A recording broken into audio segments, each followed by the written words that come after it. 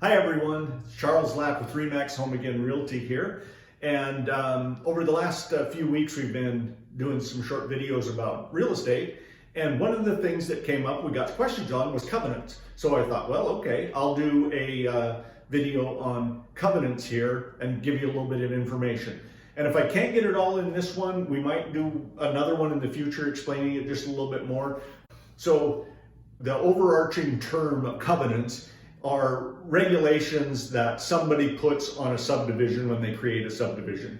So whenever anybody goes through the process to create a subdivision, like this one right here is an example of a subdivision that was created in Flathead County, and they just divide up all those lots.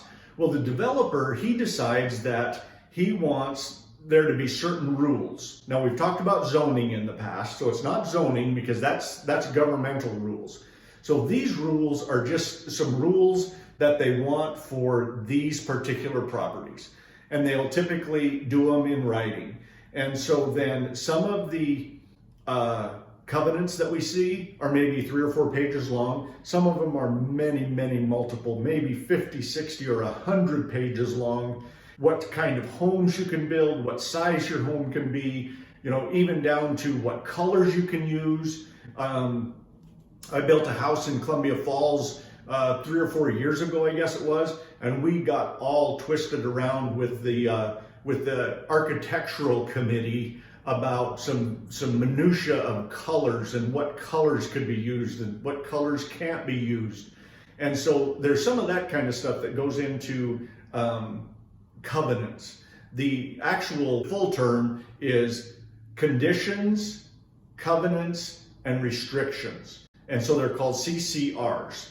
And that's typically what we'll see as CCR, conditions, covenants, and restrictions that have to do with property. And typically they'll have to do with what you can use the property for, whether you can have animals there or if you can have a business there. And then the big thing that we're seeing a lot of is what type of home you can build there. So that's kind of what they are. So they're typically in a document, very much like this document right here. And so, like I said, some of them will be quite short and sweet and just kind of laid out, here's what we want for this neighborhood. And then some of them can be very long and complex. The way that these differ from zoning, let's say, is that zoning is a governmental regulation, and the government or the planning office or city hall, whatever you want to call it, they have the right to enforce zoning. And so if you do something that is against zoning, then you'll get a knock on your door from somebody from the planning office typically that will say, hey, you're doing something wrong, you got to fix it. Whereas covenants are strictly a civil matter, neighbor against neighbor. And so then when the developer puts these covenants on the subdivision, each one of these lot owners, when they buy a lot, by virtue of them buying the lot, they are bound by these covenants. And so they didn't put the covenants on the property.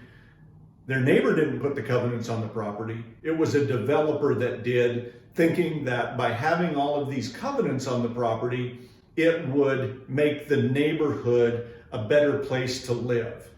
And so over the years, we've seen some subdivisions where they'll actually vote, the whole entire neighborhood will get together and say, you know what, we're doing everything good enough here, let's vote these covenants down. And so for that, it would take everybody in the neighborhood to do something like that. But we are seeing some of that once in a while. Some of the other things that go into the covenants, there's a built-in mechanism for a homeowners association. We've all heard about that, homeowners association, where there's dues that you pay into the homeowners association. Maybe they have to take care of the road.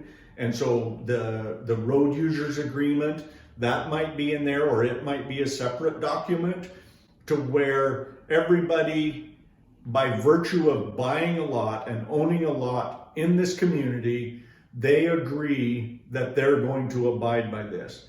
And so, that's kind of an overview of covenants. And maybe in a future video here, I can come up with a few more examples of some covenants that we've seen that are either good or that have caused problems.